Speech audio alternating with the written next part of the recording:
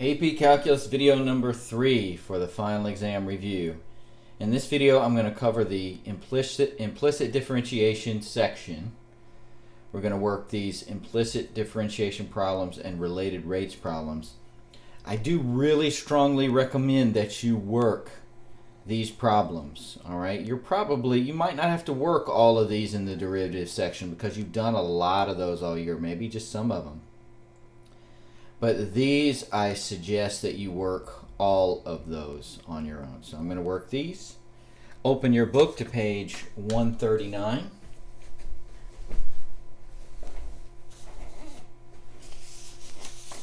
And let's get started. So we are starting with number 2. And number 2, we want to take the derivative of x squared minus y squared is equal to 16. So we have to use implicit differentiation because we've got the x's and the y's all mixed up together. Okay, this isn't a function, it's a relation, right? It fails the vertical line test. So we want to take the derivative with respect to x.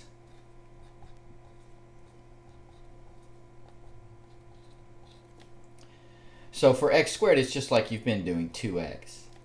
And then that would be minus 2y, but then this is with respect to x, so y is like a blop. So times dy dx. So anytime you're taking a derivative with a y in it, you'll have a dy dx. And the derivative of 16 is 0.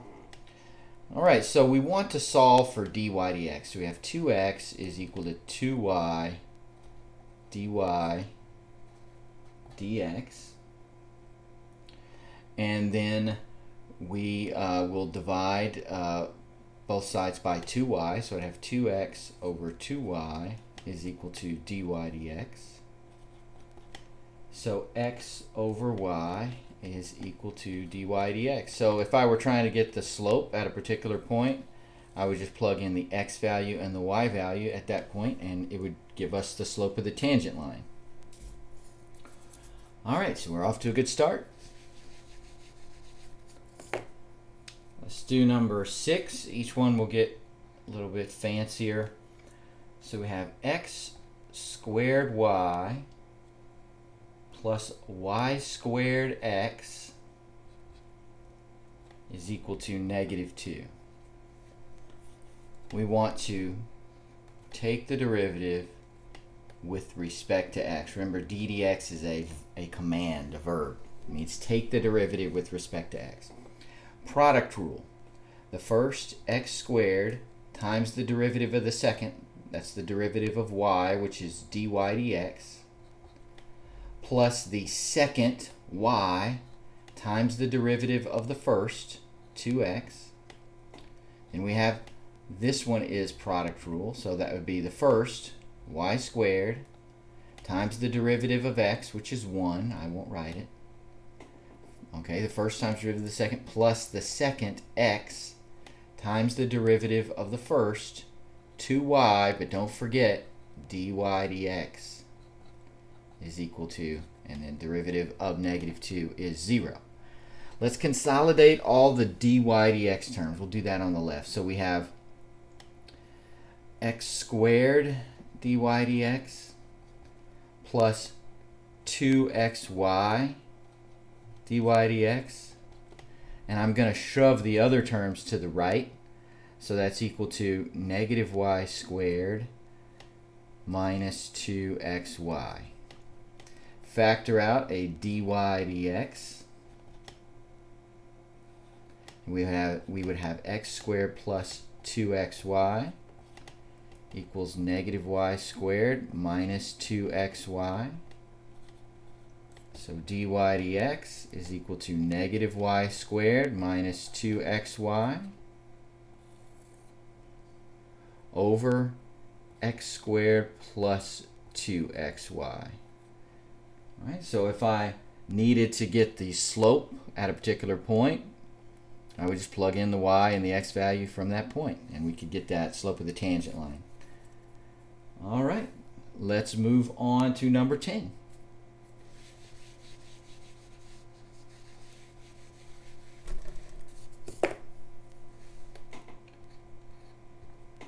Number 10, we have 2 sine x cosine y is equal to 1.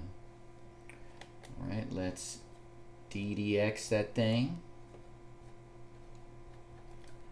Alright, this is a product rule. So it's the first 2 sine x times the derivative of cosine y. So that's times negative sine y dy dx. First times the derivative of the second plus the second cosine y times the derivative of 2 sine x. That'd be 2 cosine x equals 0. So that's minus 2 sine x sine y. I'm going to move all this to the right side of the equal sign. So that equals negative 2 cosine x cosine y. And then I forgot my dy dx here. So dy dx is equal to minus 2 cosine x cosine y over minus 2 sine x sine y. And the minus 2's cancel and you get cosine x cosine y over sine x sine y. That is fine, but if you want to make me really proud, you could call this cosine over sine is cotangent, so it'd be cotangent x cotangent y. But don't make me really proud unless you're 100% sure, because you don't want me to count off a point because you simplified it wrong. So because it's okay to stop right here. All right, let's move to number 18. So number 18, we are plugging in to get a slope. All right, we're plugging in, it will give us the slope, but we're just getting the value of the derivative. So if we have x squared minus y cubed equals 0, we want to take the derivative of that with respect to x. 2x minus 3y squared dy dx equals 0. The point we're going to be plugging in is 1, 1 also. Well, we love that. 0, 0 would be better, but 1, 1 is fine. Negative 3y squared dy dx is equal to negative 2x. So dy dx is equal to negative 2x over negative 3y squared. The negatives go away, so we have 2x over 3y squared. So if we plug in 1, 1,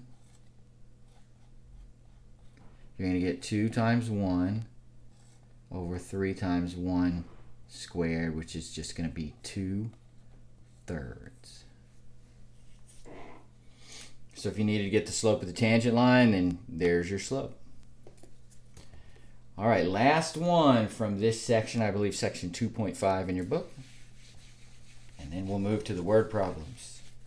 So this is number 22. We have x cubed plus y cubed is equal to 2xy, and we want to know the tangent line equation, and it's also at the point 1, 1. How nice. Let's ddx this thing. It's going to be 3x squared plus 3y squared dy dx is equal to product rule, the first 2x times the derivative of the second dy dx plus the second y times the derivative of 2x. That's just 2. Let me shove it in right there. Okay, let's put all the dy dx's to the left. So we'd have 3y squared dy dx minus 2x dy dx is equal to 2y minus 3x squared. Factor out a dy dx. 3y squared minus 2x. So dy dx is equal to 2y minus 3x squared over 3y squared minus 2x. Okay, let's plug in 1, 1. So at 1, 1, that's going to be 2 times 1 minus 3 times 1 squared over 3 times 1 squared minus 2 times 1. So 2 minus 3 is negative 1. 3 minus 2 is 1.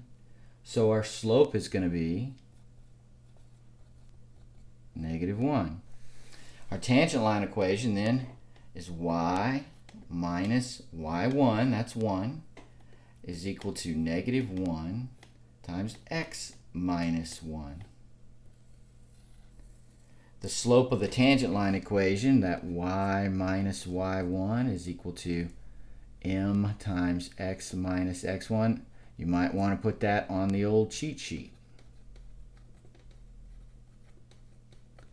because that would not be a good thing to forget. All right, that does section 2.5. Let's work some related rates problems and remind you how to do those.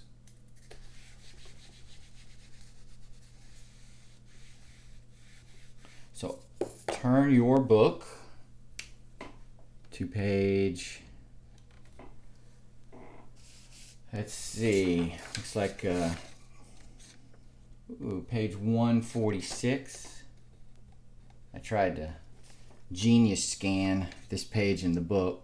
Some of it didn't print out very well, but if you'll open your book to 146, you can follow along. It says the radius r of a sphere is increasing at a rate of 2 inches per minute. Find the rate of change of volume when r is 6 and 24. So we're just going to do part A here. All right, so for related rates, we have a procedure. All right, so this is number 16.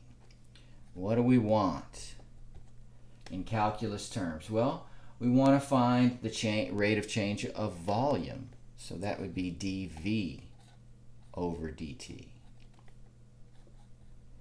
What do we know? Well, the problem says that the rate of change of the radius is 2 inches per minute. So we know that dr dt is equal to 2. Now relate, I'm not going to make you memorize or waste space on your cheat sheet for the odd equations. The volume of a sphere is 4/3 pi r cubed. So I do expect you to know the area of a circle, circumference of a circle, area of a square, volume of a box, Pythagorean theorem, that kind of thing.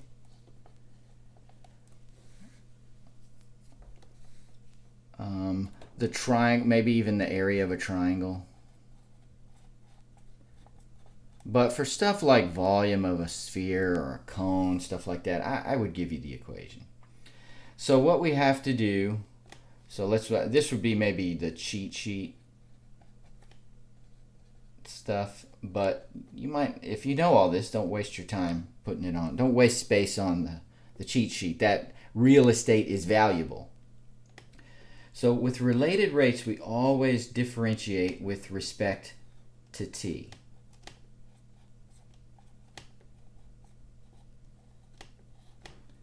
So dV dt is equal to 3 times 4/3 would be, let's see, that's 4, right? 3 times 4/3 would be 4 pi r squared dr dt. Okay, so I am just trying to get dv/dt, so I don't have to do a lot of algebra here. We just need to plug in. So dv/dt, when the radius is equal to, part A says, the first one is 6. I'm not going to do the 24. Let's just do the 6. 4 pi 6 squared, because that's the radius, and the dr/dt is 2.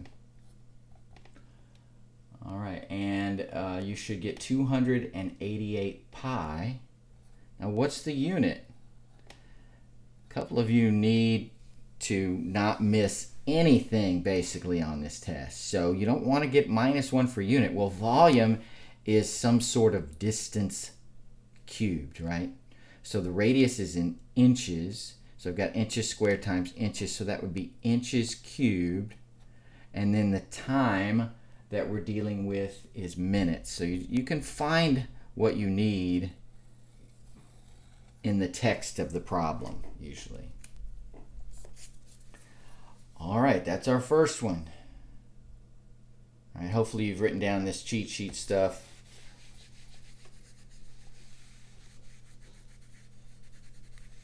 And let's go to number 20.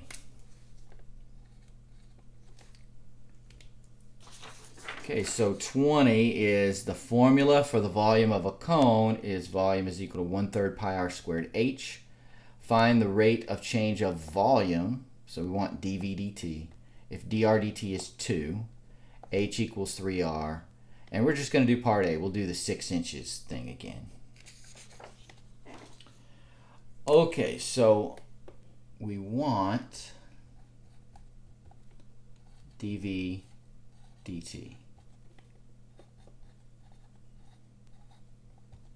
We know dr/dt, rate of change of volume, is 2. Again, relate our equation for the volume of a cone is 1/3 pi r squared h. But we also know h is equal to 3r. That's too many unknowns, so we're going to plug that 3r in right there. So volume is 1/3 pi r squared times 3r. That's going to be 3 times 1/3 makes that 1. So that's just pi r cubed. So let's ddt that. V is equal to pi r cubed. That'd be dv/dt is equal to 3 pi r squared dr/dt. Almost forgot the blob, didn't I? But you know, if you did forget it, you might notice that you never plugged the 2 in. All right, so that's going to be 3 pi 6 squared times 2. And that is 216 pi. This is volume again, and it's also inches cubed per minute. All right. I do think it's very important that you rework those 4 suggested problems that I put 13, 17, 21, and 31. You should definitely rework those, and you should have the answers in your homework. All right, let's do the last one. And that is number 30, and this is the last problem of this video. So number 30, I also printed this sheet off. Here it is. Okay. It's a little dark. I hope you can read it, but turn the page. I think it's on page 147 in your book. Refers to this figure right here. So it says an airplane is flying at an altitude of 6 miles, passes directly over a radar antenna.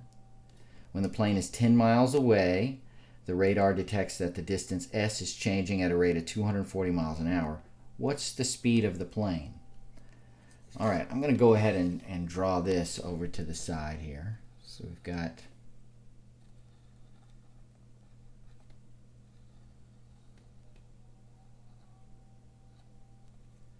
that is 6. It's always 6. This is S, and this is x. So we want to know the speed of the plane. Well, it's flying horizontally, right? So we want the rate of change of x, dx dt. We know that the hypotenuse of this triangle S is changing at a rate of 240 miles an hour. Now we want to relate what we want, x, to what we know, S. You do that through the Pythagorean theorem because this is a right triangle. So we'd have hypotenuse squared, S squared, is equal to x squared plus 6 squared. All right. You do not put the numbers. I know you know 240 for S. You don't put that number in until after you've taken the derivative. But this 6 is a constant, so you can put it in now.